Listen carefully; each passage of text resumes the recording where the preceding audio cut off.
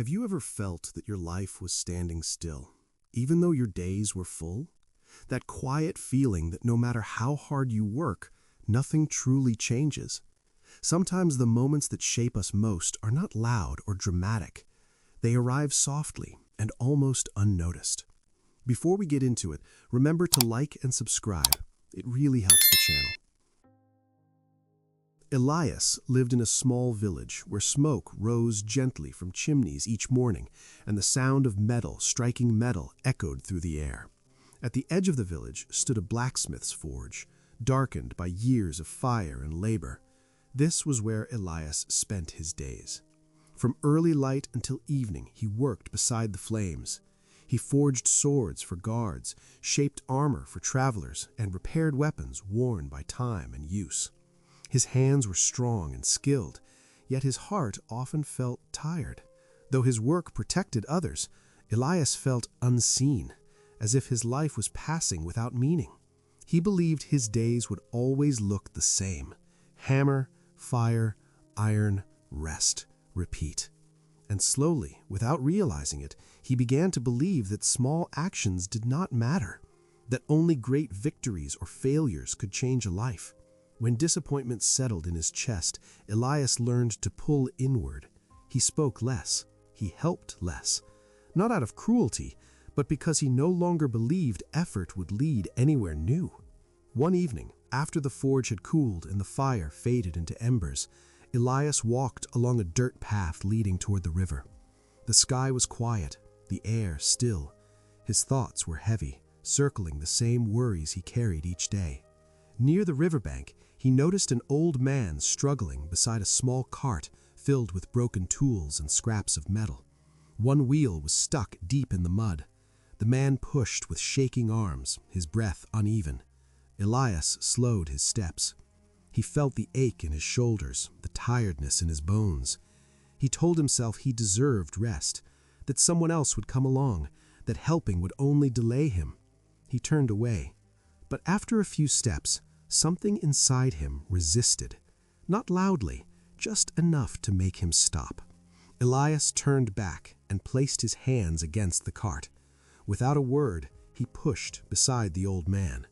Slowly, the wheel lifted free, and the cart stood upright once more. The old man smiled and thanked him.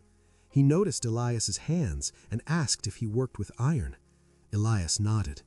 The man spoke of broken metal, how even the most damaged pieces could be reforged into something useful again. They parted quietly, but the words stayed with Elias. That night, Elias slept with a strange calm. Nothing in his life had changed, yet something within him had shifted. The simple act of stopping, of helping, lingered in his thoughts. Days later, travelers arrived at the forge. Their armor was cracked, their weapons bent from long journeys. They asked Elias to repair what others could not. As he worked, one traveler watched closely. He noticed the care Elias took, not just fixing damage, but strengthening each piece. The traveler spoke of villages beyond the hills where broken armor meant danger and skilled hands were rare. Normally, Elias would have returned to his work without thought. Instead, he listened. He asked questions. Before the day ended, Elias was invited to travel for a short while, helping repair weapons and armor where they were needed most. The idea frightened him. Leaving the forge meant leaving certainty, but he remembered the cart by the river. Elias agreed. The journey took him through forests and over rough paths. In each village, people brought him broken shields, cracked blades, and armor damaged by hardship. By firelight, Elias worked patiently, reshaping iron others had given up on. With every repaired piece, he saw fear soften into relief and confidence return to tired faces. Elias realized his work was not small. It protected lives. It mattered. When he finally returned home, the forge felt different. Not smaller, but stronger. Elias worked with new purpose. He greeted others. He offered help freely. Each strike of the hammer carried intention. Word spread. Travelers sought him not just for strong weapons, but for trust. Elias worked harder than ever before, yet felt lighter than before. One evening he walked again by the river. The water flowed steadily, shaping stone not by force, but by patience. Elias understood then that life was shaped the same way. His life had not changed because of one great moment. It changed because he chose not to walk away.